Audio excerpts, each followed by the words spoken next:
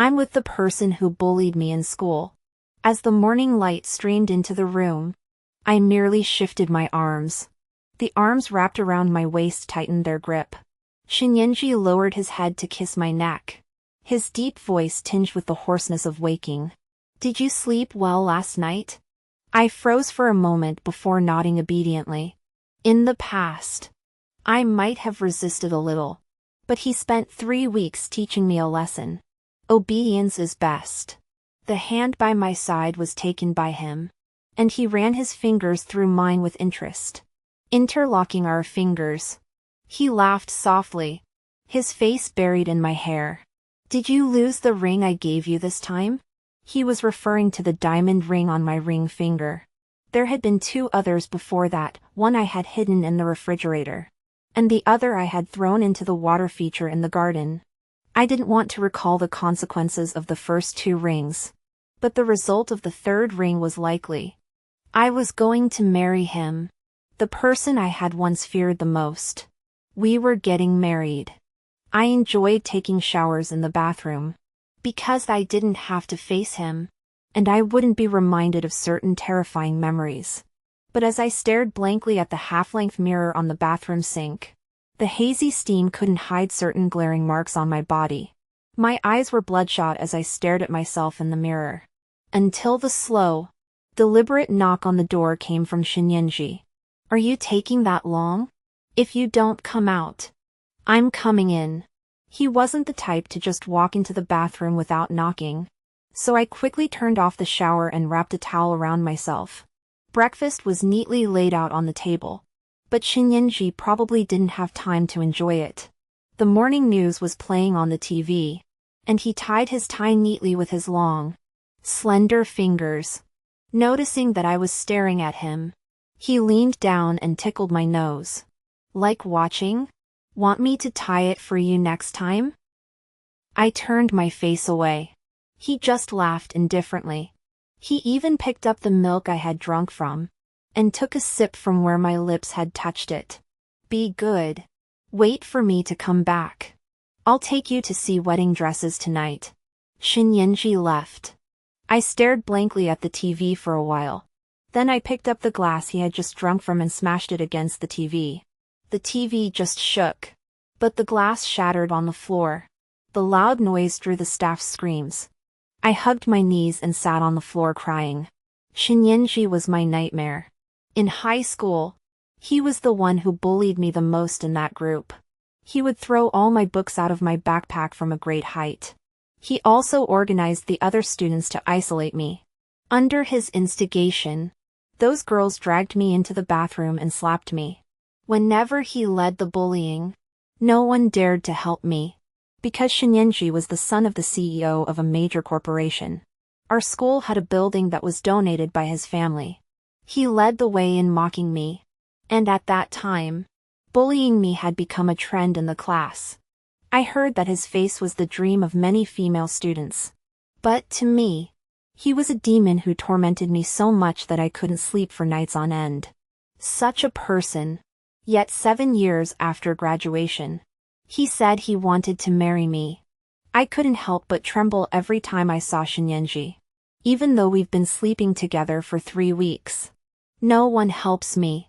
My mother knows that someone like Shinyenji wants to marry me. She'd be praying for good fortune just to have him. Shinyenji seems to have gotten a new car. This one has a lot of space in the back seat. But I don't like cars with big back seats. The partition in the middle is raised, so no one knows what we're doing in the back. But today, Shinyenji is quieter than usual. Probably because I've been trembling the whole time. The temperature inside the car has risen quite a bit, and I'm still trembling. Ignoring my reaction, he pulls me into his arms. Ching ching. Are you that afraid? His low whisper tickles my earlobe. He knows exactly why I'm like this. Let's go pick out a wedding dress later. Okay? I tried to suppress my trembling, but I couldn't help but laugh sarcastically. Who would have thought that the man who had pushed me into the abyss step by step was now speaking softly, asking me to choose a wedding dress with him? The store Shinyenji took me to was located in a private villa. The crystal chandeliers reflected dazzling light, making the wedding dresses displayed on the mannequins shimmer brilliantly. I had no interest in looking or choosing. I let Shinyenji and the designer discuss which style to customize for me. I let the assistant measure my body with a tape measure. The backyard of the store was a small garden, which piqued my interest more. So while they were chatting, I carried my dress to the small pond in the backyard. Behind the small garden was a door, and it seemed like going through it would lead to a path of endless freedom. Actually, I had thought about running away countless times. But when I finally gathered the courage to run, I realized with disappointment that I had nowhere to go. My mother desperately wanted me to marry Shinyenji, and she held my hand, begging me not to be so stubborn. I sat by the small pond until Shinyenji finished chatting and came to find me. "What are you thinking about?" Most of the time, Shinyenji was like this, looking down on me, so I exposed my arm to him. On my wrist was a small red mark. It was a circular scar with a raised layer of scar tissue around it. "Look. It's from your cigarette butt." I was referring to high school, when he was in a bad mood one day and dragged me to the corner, pressing the cigarette butt against my skin. It hurt so much I forgot what else he did afterward. He stared at me for a moment, then knelt down in front of me, even if I didn't want to admit it. Shinyenji's face was indeed perfect. Perfect. As if carved by the most renowned sculptor of ancient Greece. If he were to look at someone with those gentle eyes, anyone would drown in them. No wonder the Western Bible says that the devil has the most seductive face. The flickering light from the lighter danced as he lit a cigarette in front of me. I flinched instinctively, afraid the cigarette butt would fall on my arm again. But the next second, he casually extinguished the cigarette butt on his own wrist, in the same spot as mine. He looked at me quietly. "Do you feel better now?" Ching ching. I lowered my eyes. The cigarette ash flickered, and the fresh wound stood out painfully. He suddenly reached out and pulled me into his arms. Ching ching. "If only I could take some of your pain away." Fireflies slowly rose from the pond in the summer night, and I stared at the moonlight. "Shinyenji, you know very well that you are the one who caused me this pain." The man's body stiffened for a moment. Then he gently stroked my hair. "Then let me atone for it. Okay?" This morning, after Shinyenji left, I threw the cup of milk at the TV as usual. At times like this, the staff would usually warm up another cup of milk and hand it to me. But today, I didn't want to drink it. Actually, milk used to be my favorite drink. When I was in school, my mom always made me bring a bottle of milk to school in the morning. But one day, when I arrived at class, Shinyenji was sitting at the desk in front of me. He was already quite tall back then, and when he leaned forward, his shadow enveloped me. I heard someone mocking. Then someone else say, "Let's have some fun, Mr. Shen." So he smiled at me, holding his palm out in front of me. I handed him the milk bottle. As I twisted off the cap, the milky scent hadn't even reached my nose. The white liquid poured down from my head, my nose, collarbone, collar, and skirt hem. It seemed like every part of me was stained with that smell. But everyone was laughing except me. Who was crying? "Hey! Look at her. Who is she trying to seduce?" I'm really impressed. Shinyenji, your sense of humor is so twisted. My cheek was suddenly brushed by a thumb, and Shinyenji leaned forward, propping his chin on his hand. He lifted my chin and stared at me for a moment. He snorted. "You're so ugly. So now I always hate milk. But what I hate the most is Shinyenji. When I spilled my second glass of milk today, the person who brought it to me almost knelt down in front of me. "Miss, please drink it." I turned my neck away, saying I didn't want it, and my gaze fell on the landline phone beside the sofa. I crawled over and pressed the buttons. This landline could only call one person's phone. However, this time, a man's voice answered. But it wasn't Shinyenji's. Miss Chin? Oh. It's Shinyenji's aide/executive assistant, EA. The one who always drives. I'm looking for Shinyenji. He's in a meeting. Miss Chin. Then I'll come over. I didn't wait for the other end to respond and hung up. This villa complex has strict security, with guards at the entrance. I looked up and told the security guard I wanted to go to Shinyenji's company. This must be one of the perks of being engaged to Shinyenji. No one stopped me, and I made it all the way to the top floor without any issues. Only when I was about to enter the conference room did his aide/executive assistant, EA, stop me. Miss Chin, you can wait in the nearby lounge. I pushed open the conference room door with all my strength. Sometimes, I don't even know what I'm trying to do. Maybe it's because I'm in the dark, and I just want to drag someone else into it. Or maybe I just want to cause a scene and make myself look worthless. That way, I wouldn't have to care whether someone like me was worthy of redemption. The conference room was filled with middle-aged people. Even Shinyenji, sitting in the main seat, stood out among them just by his appearance. Everyone was staring at me. 40 pairs of eyes. Perhaps the air conditioning was too cold, but I started shivering for a moment. Then I was suddenly picked up. This was the first time I had ever smelled cigarette smoke on Shinyenji. It was cold and cruel. Just like him. When did you arrive? Just a moment ago. I was still listening to him scold his subordinates. He sure can change his expression quickly. Now he's speaking to me in a soft, gentle voice. Because of my interruption, the meeting had to be suspended. By the time I came to my senses, he had already carried me into his office. His office was large, located on the top floor, with a view of the densely packed skyscrapers below. Standing so high up and looking down, it felt as though I could control the fates of the hurried pedestrians below. It felt as though I could crush an ant with ease. Like me, he threw me onto the bed in the room next to his office. The man leaned in, undid his tie with one hand, and the dark red silk fell from his fingertips. I realized that it was because I had interrupted his meeting. So he was still a little angry. Actually, he wasn't that indulgent toward me. Did he miss me too much today? The long hair scattered on the bed was stirred by his fingers and wrapped around them. I watched him quietly. Shinyenji, do you have any milk in your office? He paused, clearly not expecting me to ask such a question. This break room must be his private space, connected to his office. The scattered shirts and suits on the bed were all his. After a moment, he took a carton of milk from the refrigerator and handed it to me. Is there none left at home? Before he could finish speaking, I snatched the milk carton from his hands. I twisted open the lid and poured it over the man's head in front of me. Actually, he only froze for a moment. Actually, he could have easily dodged it.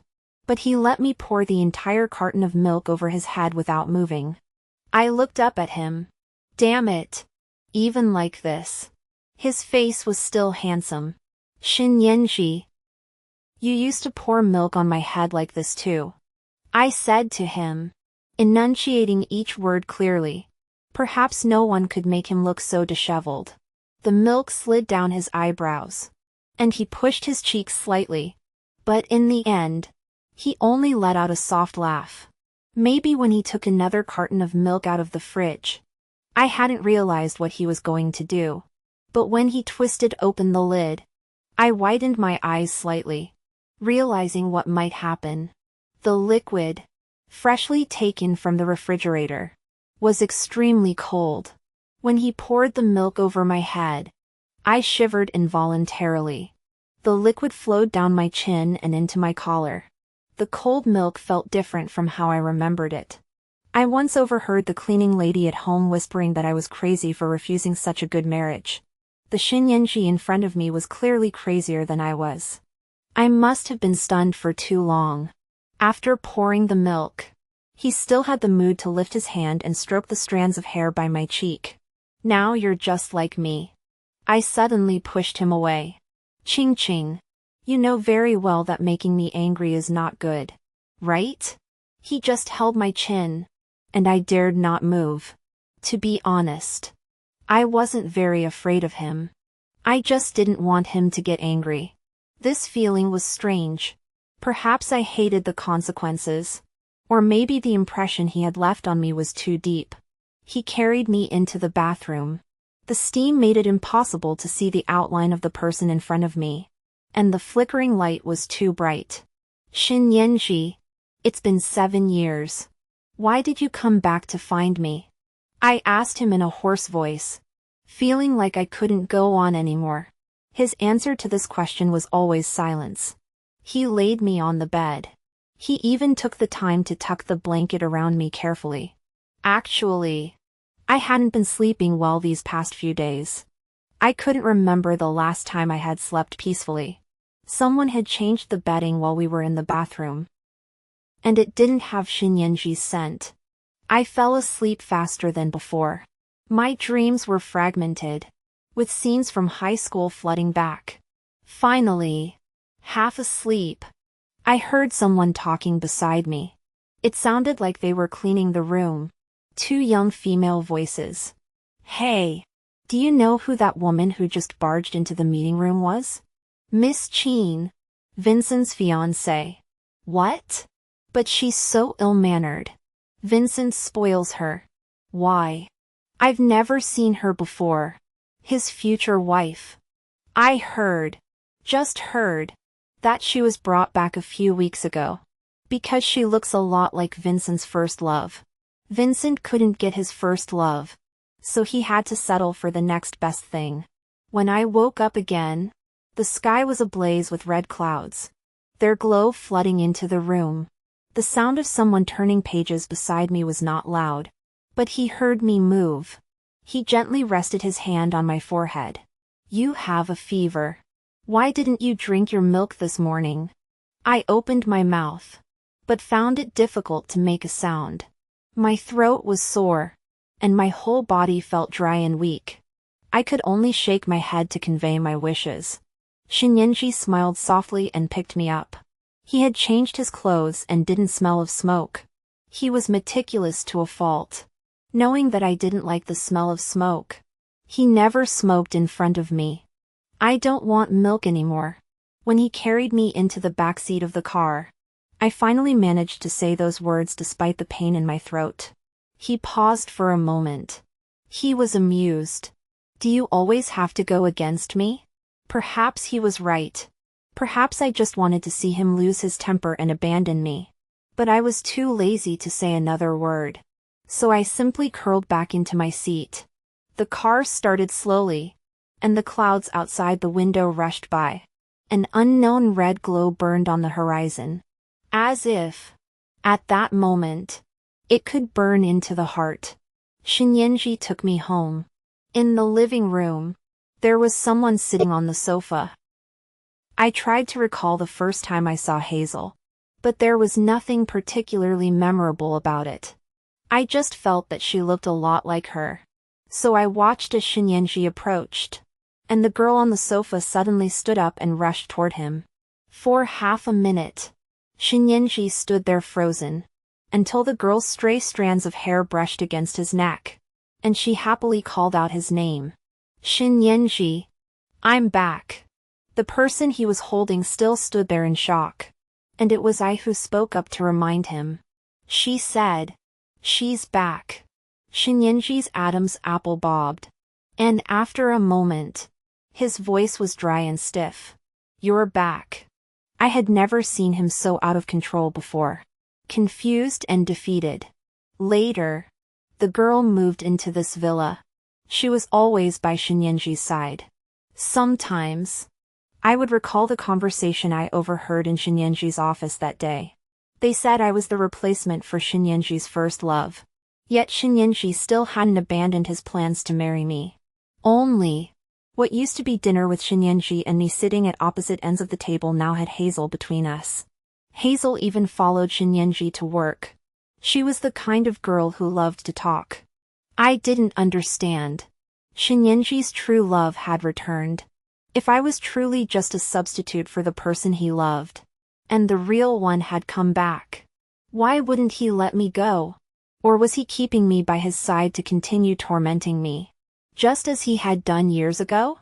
These days, Shinyenji came home very late. Today, he seemed a bit drunk. I didn't see Hazel anywhere, but Shinyenji was disheveled. His tie was askew, and strands of hair were scattered across his forehead, which he had casually swept aside. The dim light in the living room cast a cold, pale glow on his skin. The area beneath his eyebrows was flushed red. As soon as he saw me, he gave a soft laugh. Ching ching. You're getting more and more disobedient.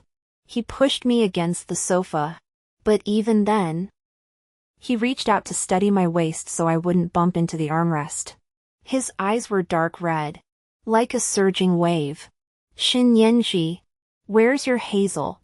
I looked up at him, but he only snorted. I lost her. She left with you this morning. I lost her long ago. An indescribable emotion rose within me, and I averted my eyes, not wanting to look at him. The man's forehead gently brushed against mine, and for a moment, I thought his dark eyes were slightly moist. Ching ching. You didn't drink your milk today, did you? Did you pour it out after I left? Yes. I haven't had milk for several days. I'm probably just like Shinyenji, the kind of person who is very stubborn. Once I don't want to do something, no one can convince me otherwise. But Shinyenji doesn't care whether I want to or not. He quickly warmed up a fresh cup of milk. He sat in front of me, staring at me, and drank it. I thought, a cup of milk isn't important at all. What he cares about is whether I listen to him. I bit my lip and didn't look at him. In the past few days, I had resisted, but the outcome was always against my will. Today was probably the same. If I didn't drink it, Shinyenji would pinch my chin and force it down my throat. For some reason, I felt he was angry again today. I clenched my teeth and refused to give in. In the end, he sighed. He looked at me, then tilted his head back and took a sip of milk. Then he pinched my chin and kissed me. He pried open my teeth, and the liquid finally entered my mouth. The sweet, cloying scent of milk, and the reckless, drunken person who does crazy things when drunk. I felt miserable, with an indescribable blockage in my heart. Finally, I started to sob, and he stopped. The night was silent and cruel. I stared at the vase with dried flowers at the entrance. After a long while, I heard his voice. It was low and broken. He pulled me into his arms. A man's body temperature was always scorching hot. He kept repeating "I'm sorry" in my ear. Don't cry. I was wrong. My love. It's my fault. Please don't cry. Ching ching. That look made me feel like I was mistaken. Like I had always been. Like I was his most precious treasure. A man who is well-fed and satisfied is always easy to talk to. I just challenged his limits by saying I didn't want to see Hazel anymore. The next day, I saw Hazel crying as she packed her suitcase. I began to wonder what Shinyenji really meant. He shouldn't be the kind of man who listens to me so easily. Besides, Hazel was his first love, wasn't she? When I can't figure something out, I usually just ask directly. But he just squinted his eyes, raised his hand, and ruffled my hair. That was his usual way of brushing me off. Ching ching. You'll never be anyone's replacement. Look. They've always been so skilled at using sweet words. As long as he doesn't want to, he'll never tell me his true intentions. The one being toyed with is always me. Maybe it was the sweltering heat. But even though the housekeeper's cooking was delicious, I hadn't had much of an appetite in the past few days. After swallowing the last bite of pork chop rice, I rushed into the bathroom and vomited into the toilet. Just then, my heart skipped a beat. My period hadn't come in months. Given Shinyenji's reckless attitude and the fact that he didn't give me any birth control, this outcome seemed inevitable. I was pregnant. Shinyenji probably had no idea. I stared blankly at my flat stomach. What was tragic was that the decision of whether to keep this child was truly mine to make. Shinyenji had been coming home early these past few days. And as soon as he got home, he would come to hug me. Many times. I couldn't tell if this was the same person who had kicked me to the ground on a whim. His bottom line seemed to have been lowered to an unimaginable depth at some point. Sometimes I could hear him talking on the phone with his friends. It must have been his friends calling him to go out and play cards. He chuckled softly, lowering his gaze to me curled up on the sofa. I'm accompanying my wife. A burst of laughter erupted from the other end of the phone, loud enough for me to hear. You spoil that little neurotic. The crowd of voices scoffing / a chorus of derisive laughs gradually faded away. Yeah. In Shinyenji's friend's eyes, that's probably what I am. A madman. Or a neurotic. Giving up the good life as Mrs. Shin to cause trouble all day long. One night, I had a nightmare. I couldn't even tell if it was a dream or a memory. Shinyenji led a group of people to corner me in the classroom and read out my grades aloud.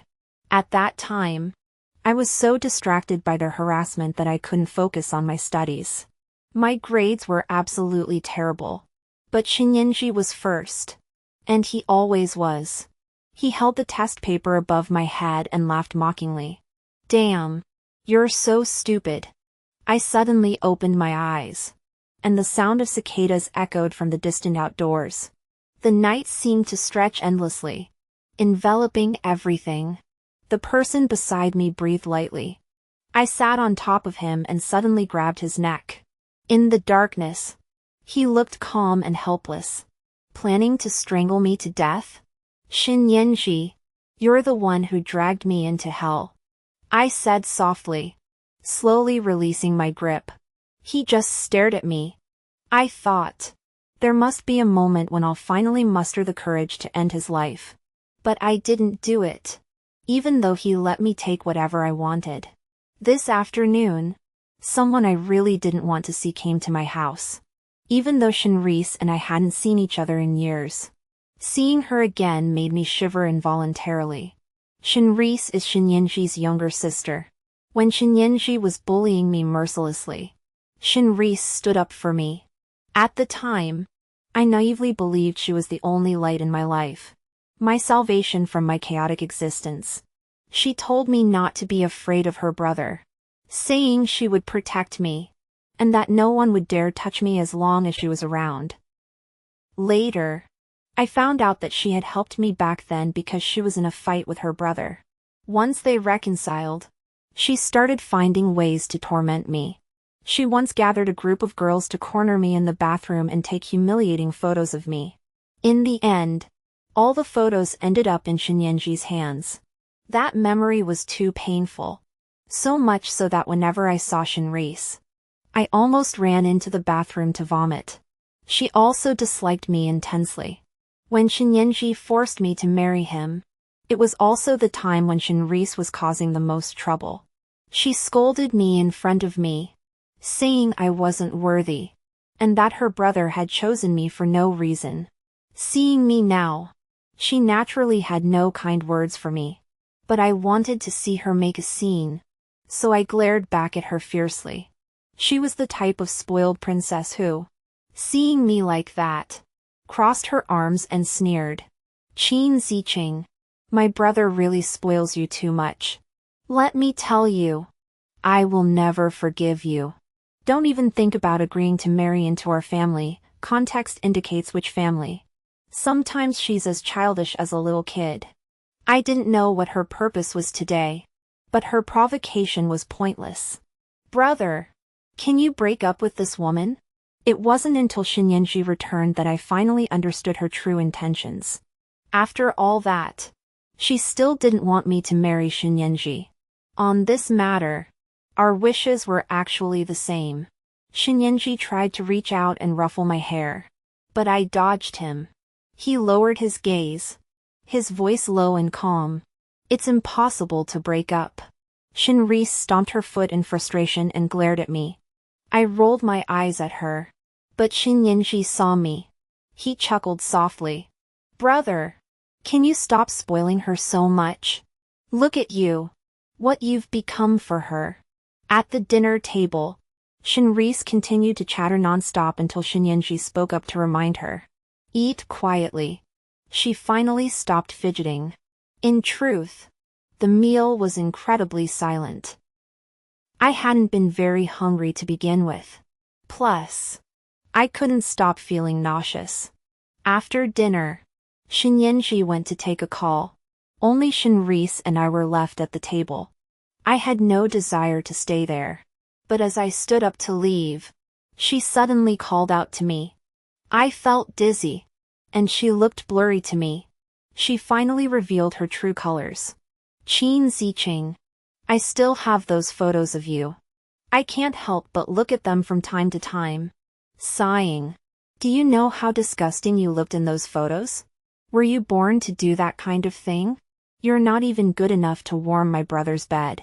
She didn't get to finish her sentence, because I had already picked up the teapot on the table and thrown it at her.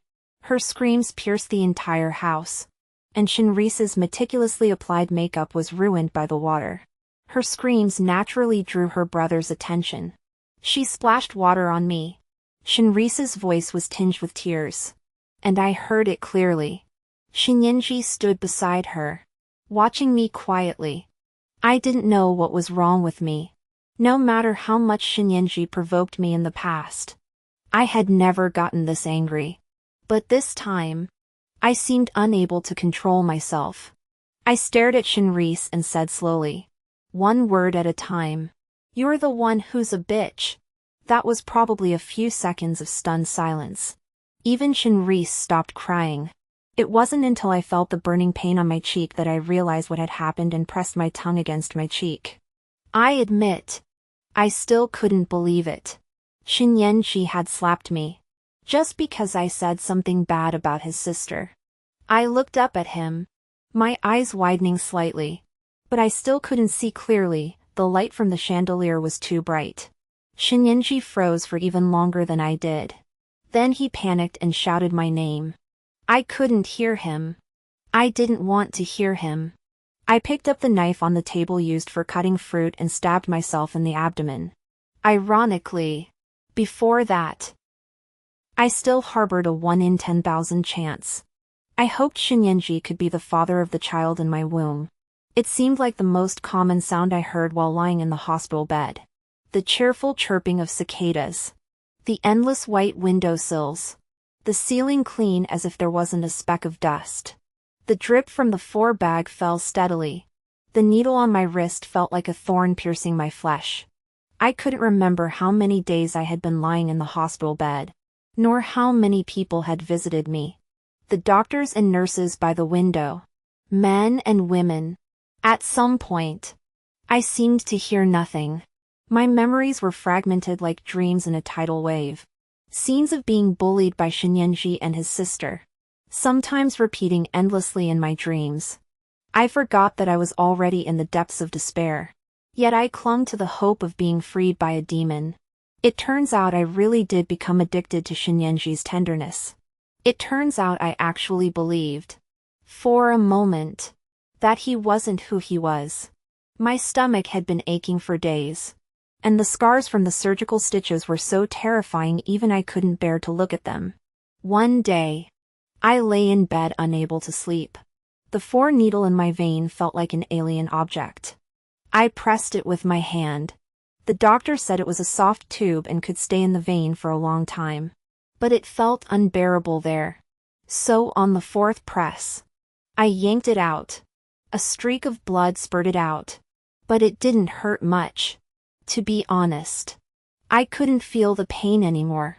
Actually, I felt like I couldn't feel the presence of others either. I just wanted to stay alone like this. Lying in bed was fine. or even dying.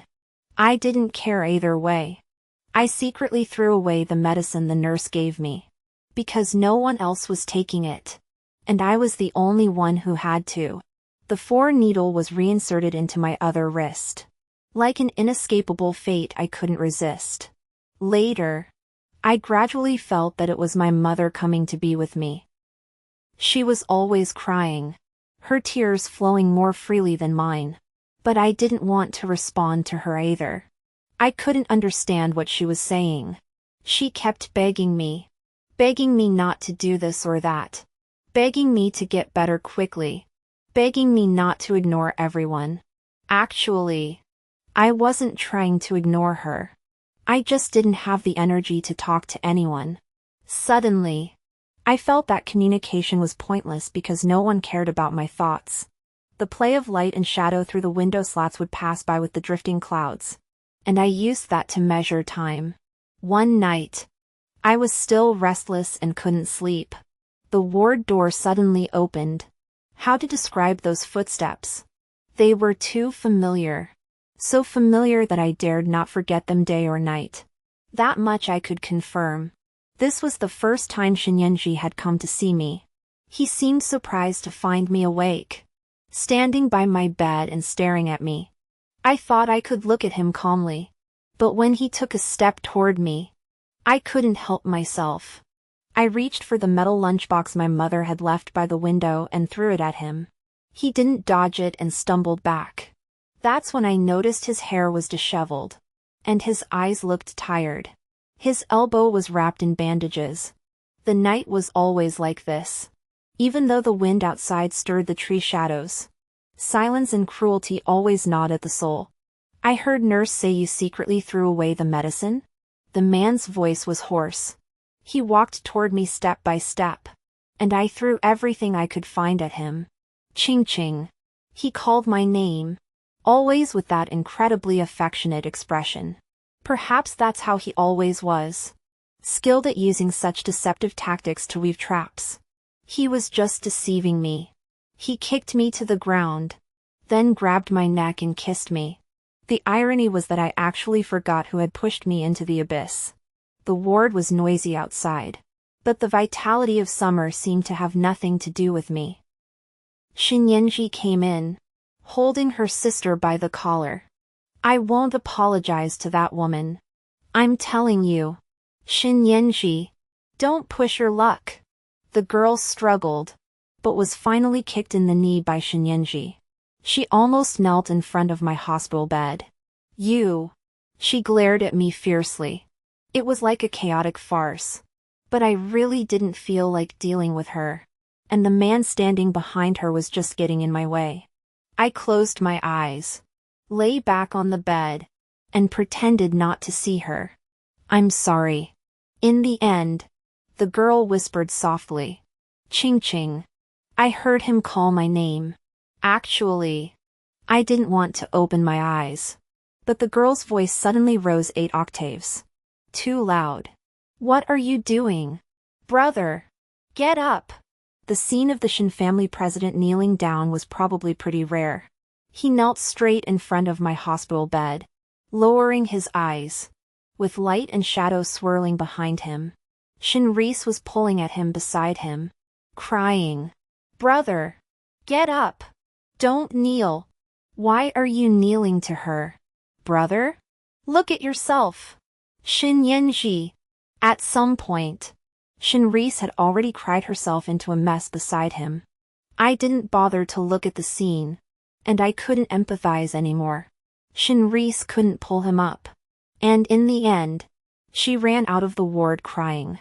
The summer cicadas chirping retreated into the room. I stared into his eyes. It seemed as if the sunlight was too strong, creating a halo around the edges of his pupils. It was as if, in a distant memory from long ago, it was also these eyes and the cicada chirping. I suddenly felt like crying. I didn't know why. When you spend too much time in a hospital bed, you become extremely pessimistic. It's not that I dislike death, but being confined to such a small space is unbearable. So nurse gave me special permission to go downstairs to the garden. In fact, most of the time in summer it's very hot, and there aren't many patients wandering around. I like to stay under the shade of the trees. In the courtyard in the middle of the square, where there is a white piano.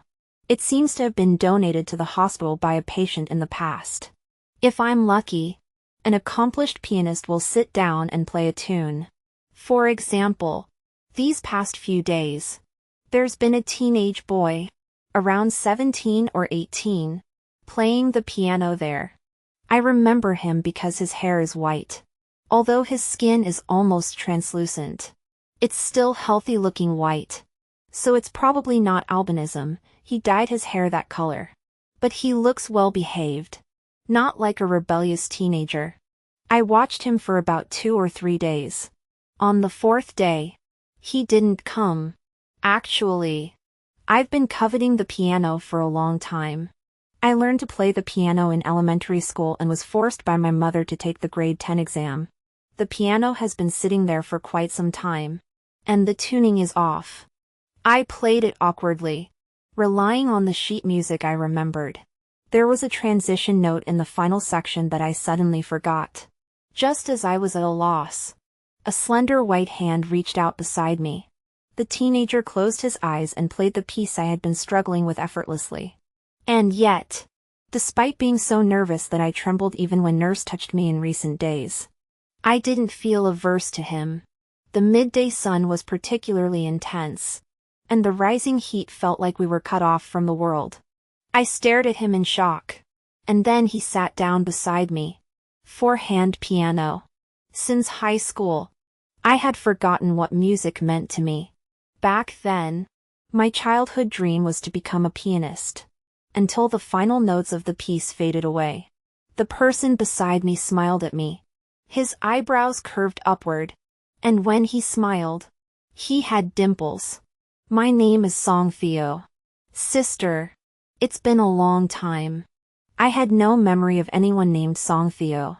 But he always told me we had met long ago. It's okay if you don't remember me. Because one day you will. He accompanied me while I practiced the piano. He brought game consoles to play with me. I knew his presence was strange.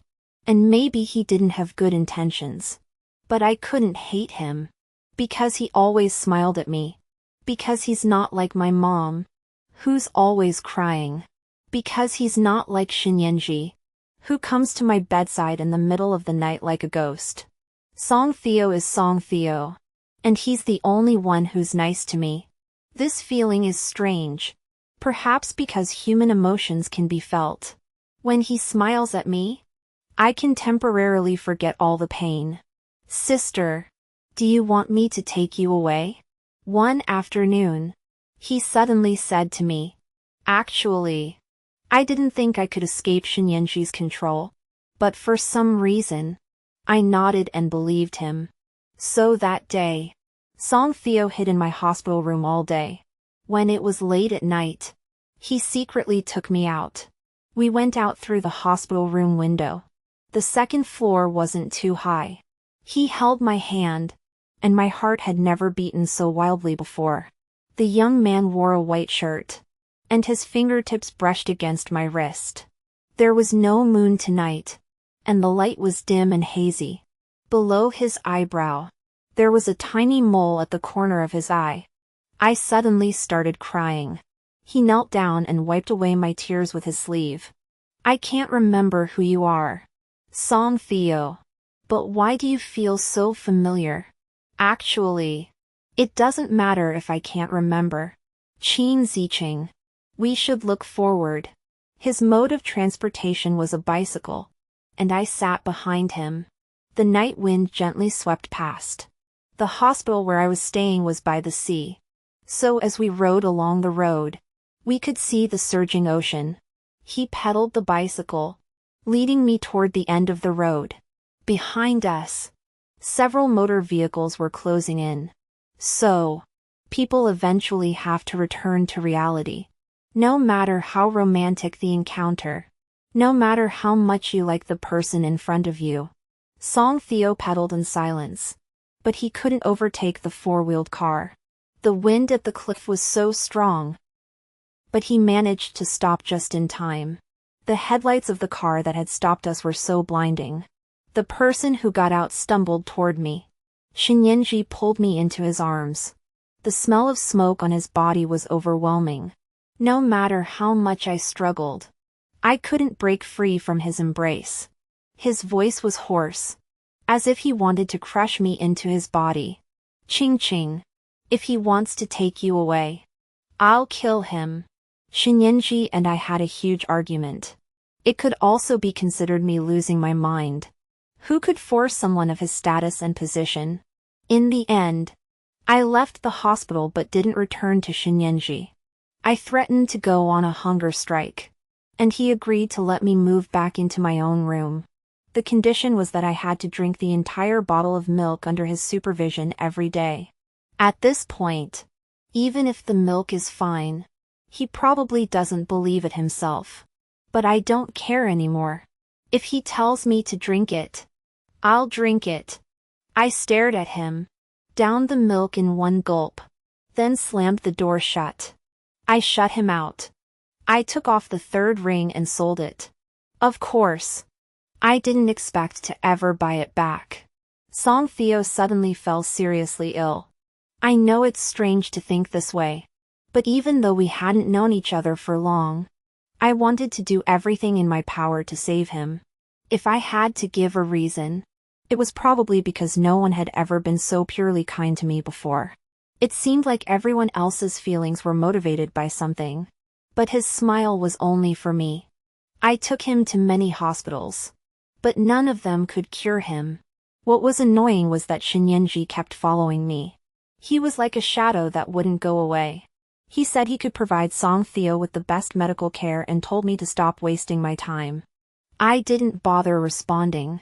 But every day, Song Theo's condition grew worse. He couldn't walk anymore, coughed up blood in front of me, or collapsed suddenly. In the end, Song Theo was admitted to the ward arranged by Shinyenji.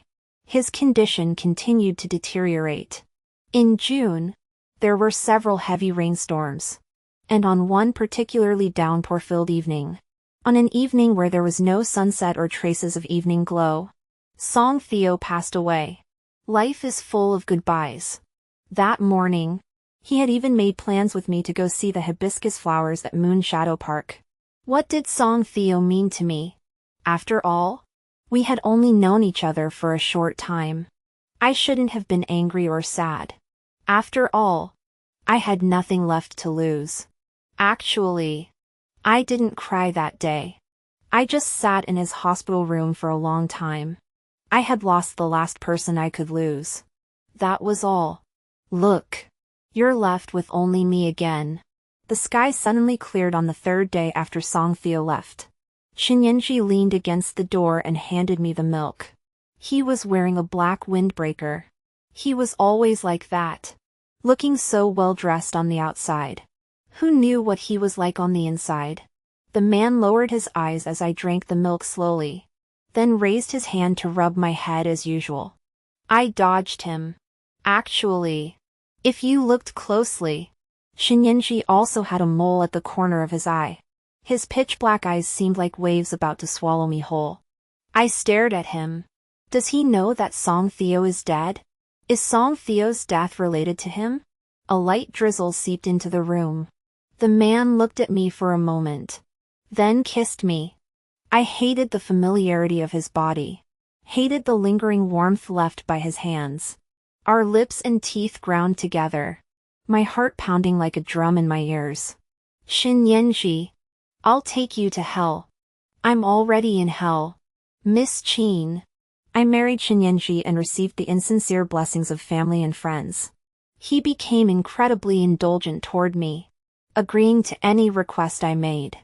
I casually mentioned that it was too hot, and he took me to New Zealand on the other side of the globe. There were indeed snow-capped mountains there. And it was winter. Was it cold? He had already surrounded me in layers, and he tried to wrap a scarf around me, but I dodged him. I heard his soft laughter behind me. You look like a little bear. The breath we exhaled condensed into a cloud of mist in the air. We were staying at a hotel at the foot of Mount Rainier. It was clearly designed for high-end guests, with all the amenities one could need. Though it was off-season, we still encountered a couple of fellow countrymen at the hotel. "Where do you want to go tomorrow?" He used his long, slender fingers to spread butter on the bread. I always ended up smearing it all over the place, but he did it so neatly. Finally, he sighed and moved my bread to his plate. The innkeeper kept a hunting dog, which looked pretty fierce, but after spending a few days with it, I realized it was just a silly dog that would wag its tail for food. So I took the bread Shinyenji had just spread and put it in my plate, then threw it to the dog to eat. The man across from me clearly didn't expect me to do that. Shinyenji nudged my leg under the table, amused. "Did I do something to you? Qin Shao Qing?" I didn't bother to respond. The wind and snow outside were less fierce than last night's storm. The thick snow in the courtyard was knee-deep, and many travelers were playing in the white snow outside. The hotel brochure told the legends of this mountain range that had been passed down for thousands of years.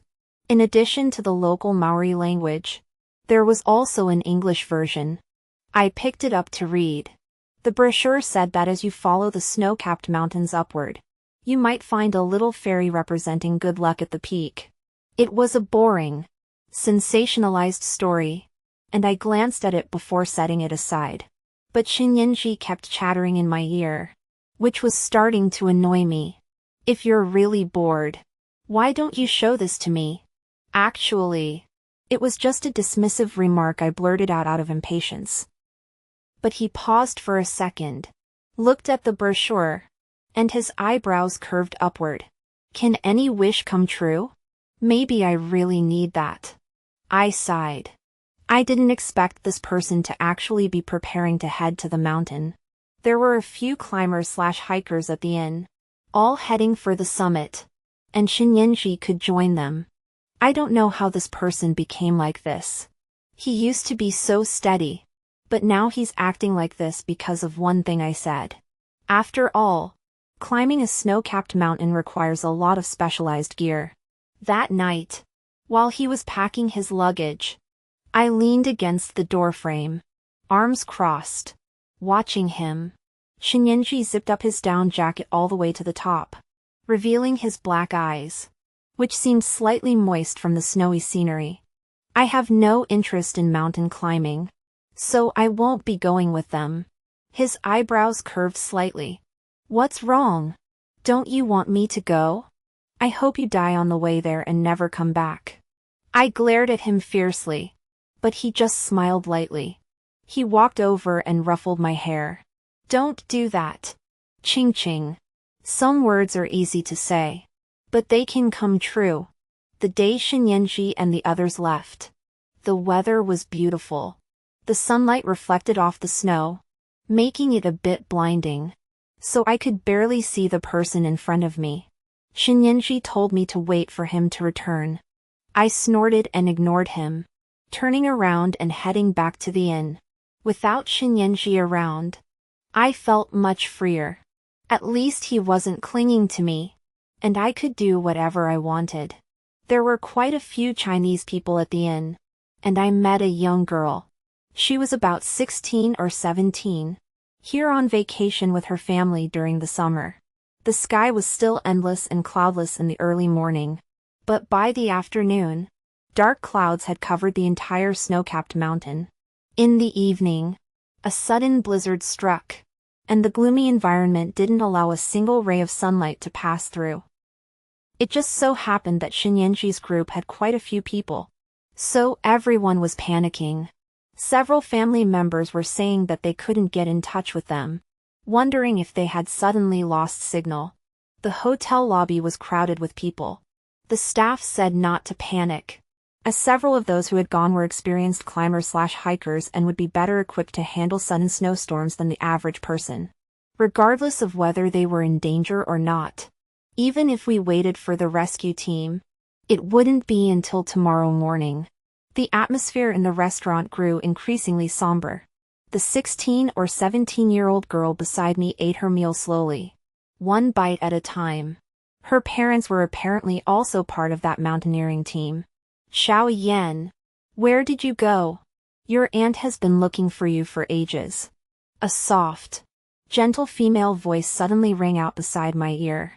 Since it was Mandarin, I also looked up. I made eye contact with the woman for a couple of seconds. She stared at me in surprise. Hey, are you Qin Ziqing?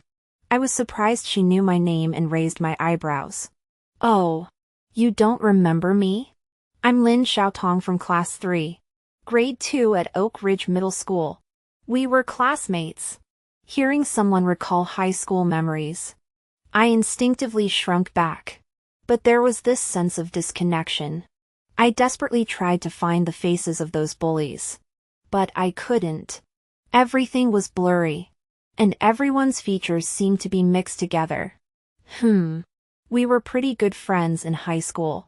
I was your desk mate, and I shared all my snacks with you. Don't you remember me? You were really close with Shinreese back then, right? Oh, and her brother, Shin Yanji. Are you still with Shin Yanji? You two were such a perfect couple back then. It's a shame you transferred in your sophomore year. We didn't get to take graduation photos together. And everyone liked you so much. My head was buzzing.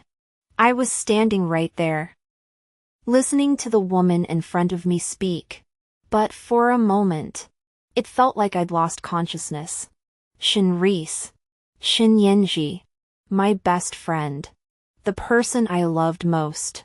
Certain memories felt like cracked earth, and the noise in my head drowned out all sound. I stood there frozen, then suddenly ran back to my room. I thought I heard a woman calling my name, but I didn't respond. Shin Yanji and I shared a double room. The floor was scattered with luggage, and the bedside lamp flickered. I hugged my head and slowly curled up in the corner.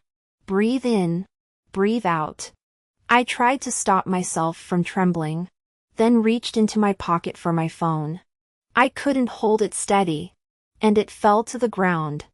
I decided to just lie there and open the search bar, typing in Yongzhou Middle School. I filtered the news by date.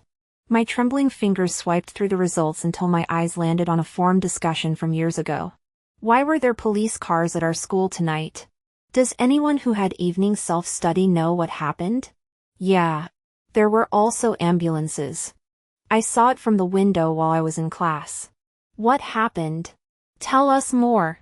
A girl was carried out covered in blood. It was so scary. Which class was she in? Which class? I can't say that. I can only tell you that the scene was... Wow. Wow. Wow. Don't tease us. What happened? Was it a premeditated murder? I'm telling you. It was even more terrifying than that. Then just tell us what happened. Are you going to tell us or not? I'm afraid I'll offend someone if I say it. Never mind. I won't say anything. Actually, there's nothing bad about it. I looked down at my abdomen, thinking about it carefully. I thought I was pregnant that day. I had irregular periods, and vomiting is a common symptom of heat stroke in summer. The key point is that I didn't even use a pregnancy test kit. Yet I concluded that I was pregnant. Don't you think that's a bit ridiculous? I was so convinced that I was pregnant. But in fact, there was no way I could be pregnant. Humans are creatures who find it hard to face adversity. I think, in hindsight, I've been deceiving myself like this for a long time. So when I recall the truth, my mind feels like it's exploding with chaos. Why are my memories so fragmented? Why can I remember Shinyanji burning me with a cigarette but not what happened afterward? Why did Shinyanji keep staring at me and insist I drink that glass of milk? Why did Hazel and Song Theo appear so out of the blue? Why did his friends call me crazy? During the summer of my sophomore year, when the cicadas were chirping loudly, I experienced the most brutal, bloodiest, and most violent thing of my life. It started with a few workers from the school who came to install air conditioners and asked me for directions. That was all. I didn't do anything, I just told them the right way. Suddenly, one of them grinned evilly and dragged me into the men's restroom. From the last cruel red glow of the sunset to the stars sinking into the city's flat plains. Over 3 hours. I endured torture so brutal it couldn't be called human. Was the cigarette but really burned by Shinyenji? Were those slaps really from Shinyenji? Was the milk poured over my head really milk? Later, I heard from the police that one of those scum was on drugs. Which is why they did such a ridiculous thing. Later, they were all arrested. But I sat in the hospital room every day, crying myself to sleep. I cried until I couldn't cry anymore, staring at the scars on my body in the mirror every day. At that time, Shinyenji was my boyfriend. But how could I face him? What right do I have to face him? I can't communicate with him at all. I truly hope he abandons me. Please. Don't look at me anymore. Such a good person like Shinyenji, I don't deserve him anymore. I'm a cowardly and weak person.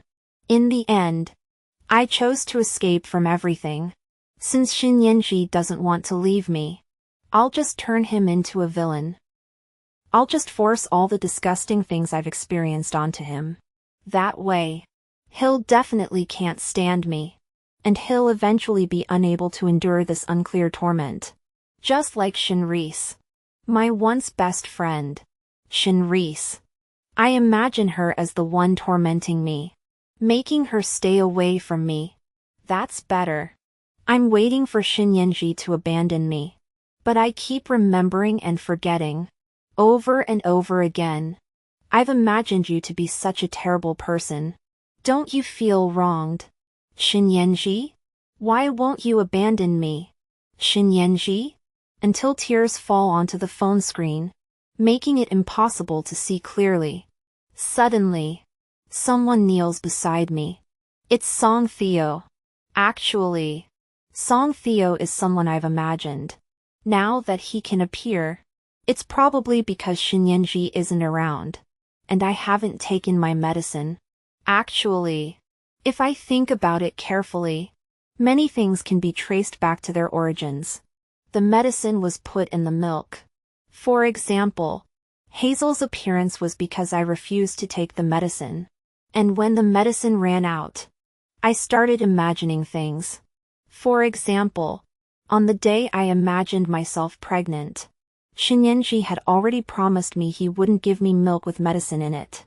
For example, on the night Song Theo took me away, I had secretly poured out the medicine for several days in a row. Later, Shinyenji forced me to drink the medicine.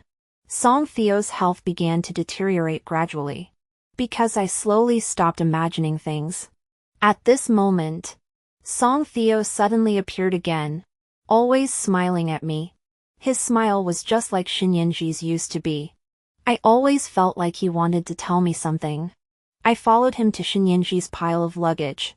Before, I didn't bother to look at what he had brought.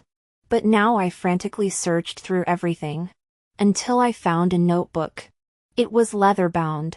Inside, it read, Qingqing's Treatment Diary. May 11th. Sunny. Today, Qingqing lost her memory again. This time, she imagined me as the person who bullied her back then. Speaking of which, I always get bad roles. Qingqing, couldn't you imagine me as your savior? I'm so upset. May 12th. Sunny. The cigarette but burned my wrist. And it still hurts. But when I think about the pain you endured back then, my heart hurts even more. Qingqing, I didn't lie to you. If I can't share your pain, then suffering the same pain as you is also acceptable. May 15th. Cloudy. I'm a bit upset. This little girl is really bold. Pouring milk on my head. Though I poured it back on her. Because her medicine mixes well with milk. I usually feed it to her with milk. But now she refuses to drink it. Can't get her to take it. May 18th. Sunny. Sigh. I guess I'll have to feed her the medicine again. Just like before. Ching has started imagining people who don't exist. This time, the character she imagined is a woman named Hazel. Isn't that the game ID you gave yourself in that martial arts game in high school? You even gave me a name. Song Theo. The doctor said we have to act it out. Sigh. I'm almost an Oscar-winning actor now. May 27th. Sunny. Do you think putting a pillow in your clothes? That means you're pregnant? Actually. We all saw it. Ching. Even when you're being silly. You're so cute. June 1st. Sunny. I hit her. Ching. In the evening, my sister came over, and Ching started acting weird. I think it's because I didn't give her medicine for a few days. And she started hallucinating again. But I never expected her to grab the knife on the table and stab herself. The mumbling in her mouth was probably another episode of her psychosis. When I hugged you, you stabbed me a few times. You kept shaking your head and rolling your eyes. The situation was too urgent. So I slapped you to snap you out of it. I didn't expect you to remember that. Next time, I'll slap you back. Okay? June 4th. Sunny. Woke up in the hospital. Missed a few days of journaling. All right. I also had a lot of bleeding. Ching. Those cuts you made weren't in the right places. June 5th. Sunny. Ching isn't talking to me. I don't want to write in my journal anymore. June 8th. Rainy. I can only sneak to your bedside at night to look at you. Because you hate me, right? June 9th. Rain. It's okay. What I fear most is that you hate me. June 13th. Sunny. Ching ran away. Left by herself. I got really angry. I don't think I've been this angry in a long time. Later, I found her. She kept muttering something about Song Theo. All right. You really did imagine me. June 20th. Rain. Ching can't stop taking her medicine. To be honest, I can't get angry with her no matter what. No matter how much she argues with me. I can't get angry. Later, I secretly bought Ching a house. And she lives there every day. I supervise her taking her medicine. June 25th. Rain. Sigh. Song Theo is so annoying. Am I jealous of someone who doesn't even exist? July 1st. Rain. After a month of relentless effort, making sure Ching takes her medicine, Song Theo finally left her mind. Ching. Don't be sad. You can look at me. July 6th. Sunny. Ching has become well-behaved. Is she well-behaved? I don't know. Seeing her like this makes me feel like things aren't heading in the right direction. July 16th. Sunny. What should I do to make you look at me? Never mind. Bro. Stay optimistic. July 29th. Snow. Arrived in New Zealand. Looks like this girl actually likes going out to play. Ching. Do you know? When you smile. When the corners of your mouth curve up. I'd be so happy. August 2nd. Sunny. Ching wants that fairy thing. Forget about a fairy. Even if it's a star in the sky. I'll pick it for you. Do you know? My wish is for you to be happy. As long as you're happy. Those memories. If you can't remember them, just forget about them. They're not worth mentioning. Compared to our Ching's happiness. They're not worth mentioning at all. The diary ends abruptly here. Outside the window. Snow is falling heavily through the night. Whistling past the window panes. Yes. Today is August 3rd. You don't have time to write a diary. You're out in the wind and snow. Aren't you? Shinyanji? The distant mountains are shaking. And I can't tell how strong the wind is that could blow a person's soul away. They say there's an avalanche on the mountain. They say we still have a team up there. They say call for help. Call the rescue team. The snow blankets the mountains, obscuring everything. I suddenly remember when you left last night and touched my head. You said, "Don't do that." Ching ching. Some words, once spoken, can come true. The dark mountains were shrouded in snow, and not a single white flake could be seen. I ran out of the inn, but the mountain path was long and distant. The snow was so heavy, so very heavy. I knelt in the snow, crying and screaming, repeating your name over and over again. Hey, you remembered everything, didn't you? Outside the ward, the girl was hugging her arms and looking up at me. Shinrise glared at me. Did you remember that I was your best friend before? That day, I didn't say or do anything. You were the one who went crazy. My brother tried to stop you and got stabbed by you. You and my brother got married 4 years ago. Sigh. Anyway, even if I tell you all this, you'll probably forget it all again. The girl sighed. Shinrise really dislikes me. I know.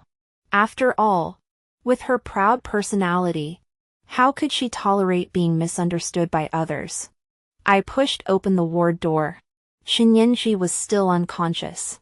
I sat beside him, carefully tracing the contours of his eyebrows and eyes, from his nasal bone to his thin lips. The night was always quiet. His sister had left, and for the past few days, I had been by his bedside. Without thinking, I leaned down and kissed his lips. As I kissed him, I felt myself getting emotional. How could I feel like he was responding? I suddenly opened my eyes. In the darkness of the night, Shinyenji's dark eyes were deep and somber. Crying again? Little crybaby. I heard his hoarse voice, soft and teasing. I remembered that it was the same in high school. I didn't do well on a test and cried my eyes out. He would pinch my cheeks and call me a little crybaby. Thinking of that, I cried even harder. I called his name over and over again. Hey, I heard you. His voice was filled with laughter as he hooked my finger. Shinyenji, I've been standing in hell all along. I don't deserve you doing so much for me. That painful memory is real. My body is broken, and I've been enveloped by darkness for so long. But he doesn't care. Those who bullied you back then have already received their comeuppance. Those few people were targeted by their enemies shortly after entering prison. They didn't even last a few months in prison before they died. They were already in a horrifying state when they died. So, Ching Ching, it's okay. You're a good girl. You're cleaner than anyone else. It's those people who are unclean. They got what they deserved. You say you're in hell? Fine. It's okay. Shinyenji will accompany Ching Ching wherever you go. Anywhere is fine. Story epilogue. That afternoon in their sophomore year, Shinyenji actually had an argument with Qin Ziqing. The sound of cicadas was annoying. And that afternoon, since neither of them could bring themselves to speak, they didn't go home together. Shinyenji was in the classroom and finally dropped his pen while working on the third physics problem. He pulled out his phone and sent her a message. Pretty tough. Huh? You just ignore me after I say a few words. You're not going to reply, are you? Fine. Don't reply either. Suddenly, the sound of an ambulance siren pierced the air outside the window. He stared at the setting sun. Then he put away his phone and followed the crowd of onlookers to see what was happening. On his phone, the last few messages he had sent were still displayed. Ugh. Your temper, who spoiled you like this? Ha ha ha. It was me, wasn't it? I'll give you a 6. Let me try to cheer you up.